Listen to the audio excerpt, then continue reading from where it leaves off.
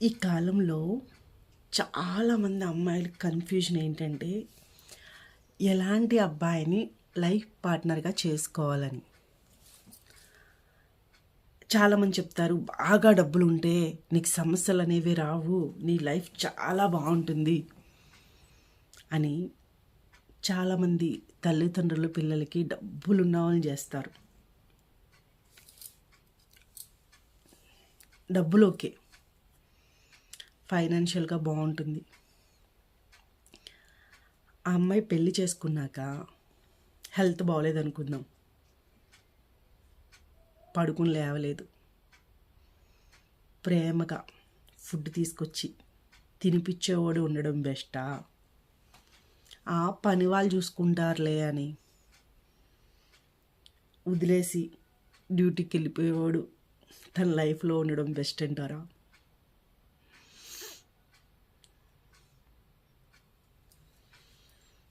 మీ అమ్మాయికి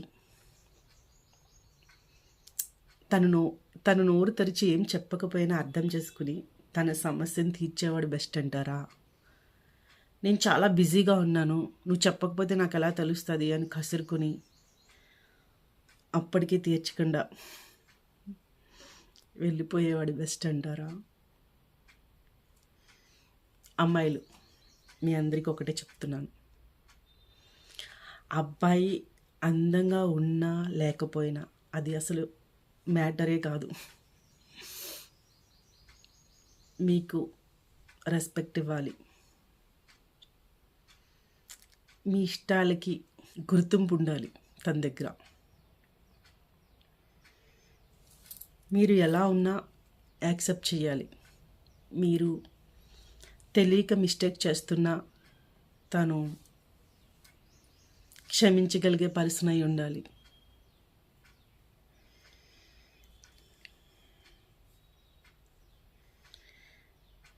నువ్వు నాకు జాబ్ చేయాలనిపిస్తుంది, లేకపోతే నాకు ఇలా మా ఇంటికి వెళ్ళాలనిపిస్తుంది అని చెప్పినప్పుడు నీ ప్లేస్లో నిల్చుని నీ కోసం ఆలోచించి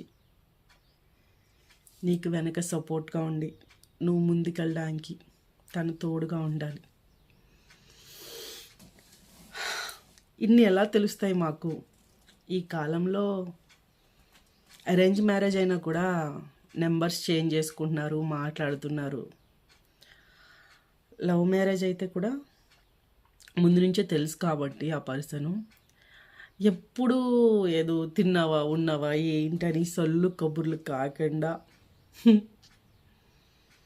లైఫ్కి యూజ్ అయ్యే టాపిక్స్ మాట్లాడుకోండి. ఈ సిచ్యువేషన్స్లో వాళ్ళు ఎలా బిహేవ్ చేస్తున్నారు, ఒక సిచ్యువేషన్ వచ్చింది, ఆ టైంలో వాళ్ళు ఎలా రియాక్ట్ అవుతున్నారు, ఎలా బిహేవ్ చేస్తున్నారు అనేది మీరు అబ్జర్వ్ చేయాలి. లవ్లో అన్నీ బాగానే ఉంటాయి, ఎందుకంటే 1 అవర్ సరదాగా అప్పుడప్పుడు 1 అవర్ కలిసి మాట్లాడుకుంటారు.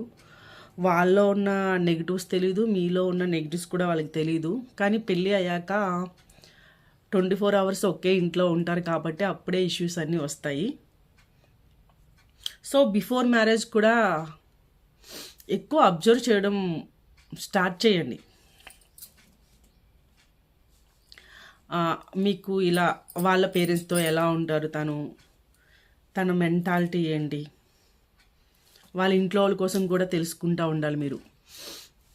వాళ్ళ సిస్టర్ ఎలాగా, బ్రదర్ ఎలాగా, వాళ్ళ అమ్మ నాన్న ఎలాంటి మెంటాలిటీస్ ఎలా ఉంటారు అనేది తెలుసుకోవాలి. వాళ్ళ ఇంట్లో రూల్స్ ఏముంటాయి, అవి నీకు సెట్ అవుతాయా లేదా, అవి నువ్వు అడ్జస్ట్ అవ్వగలుగుతావా లేదా. ఒకవేళ అవ్వలేను, వీళ్ళు చాలా స్ట్రిక్ట్గా ఉన్నారంటే వాళ్ళకి తగ్గట్టు నువ్వు చేంజ్ అవ్వడానికి రెడీగా ఉంటేనే మ్యారేజ్ చేసుకోండి. అక్కడికి వెళ్ళి నా వల్ల కావట్లేదని చెప్పి విడిపోదాం అనుకోవద్దు. వన్స్ మ్యారేజ్ అయ్యాక విడిపోవాలనే ఆప్షనే వద్దు. ఇంకా వాళ్ళు మరీ దరిద్రులు,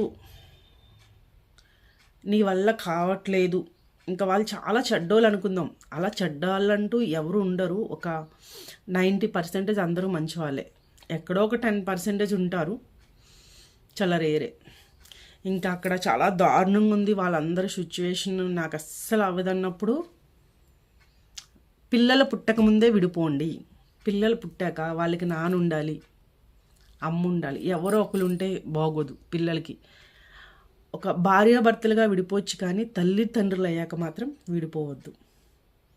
ఎందుకంటే మీకు ఇష్టం లేదు హ్యాపీ, తనకి మీరంటే ఇష్టం లేదు తాను హ్యాపీ, కానీ పిల్లలకి అమ్మ నాన్న ఇద్దరు ఉండాలనేది కోరిక.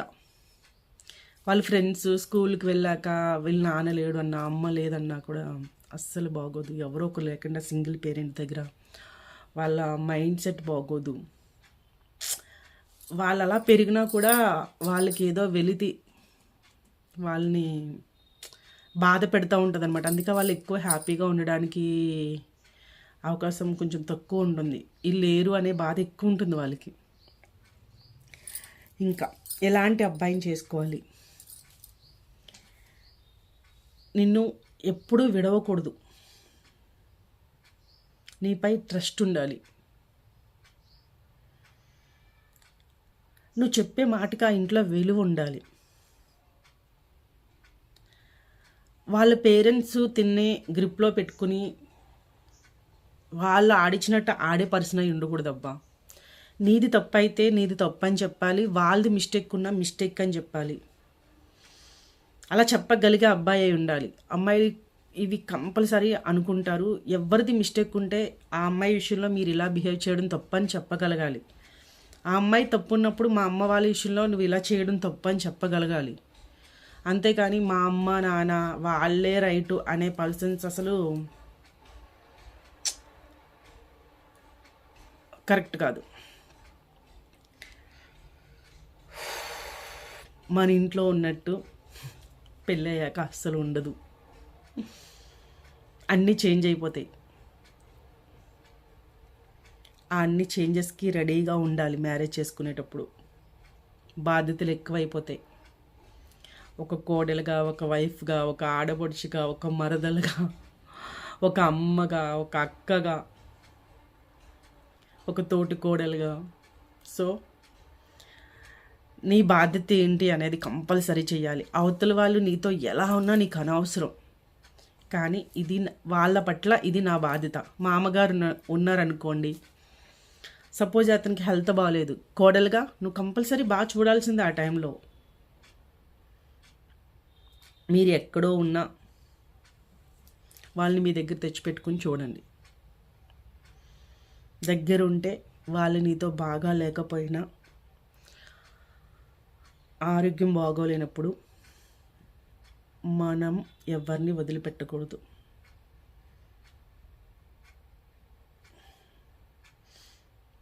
మానవ సేవే మాధవ సేవ అంటారుగా. ఒక ఫ్యామిలీ అంటే బాగున్నప్పుడు ఉండవసరం లేదబ్బా. వాళ్ళు హ్యాపీగా ఉన్నప్పుడు నువ్వు లేకపోయినా నష్టం లేదు, కానీ వాళ్ళకి బాగాలేదు, వాళ్ళ పరిస్థితి బాగాలేదన్నప్పుడు కంపల్సరీ నువ్వు ఉండాలి. అది ఎవరైనా. మ్యారేజ్ అనగానే ఏదో నాకు పెళ్ళి అయిపోతుందని సరదాగా చేసుకోకండి. వెళ్ళాక ఏమీ సరదాగా ఉండదు, అన్ని రెస్పాన్సిబిలిటీసే ఉంటాయి.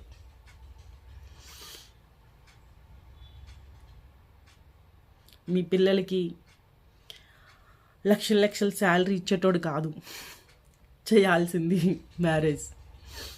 మంచి మనసున్నవని చెయ్యండి.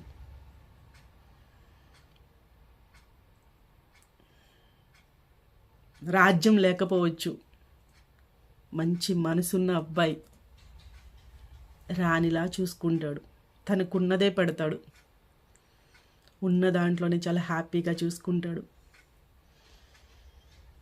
మంచి అబ్బాయిని చేయాలనుకోండి. డబ్బులతో కడుపు నిండదు, మనసు నిండదు, జీవితంలో హ్యాపీ వచ్చేదు. డబ్బు ఉంటే అన్నీ వస్తాయంటే ఈ లోకంలో డబ్బున్న వాళ్ళు మాత్రమే హ్యాపీగా ఉంటారు. నా ఛానల్ని సబ్స్క్రైబ్ చేసుకోండి. Thank you so much.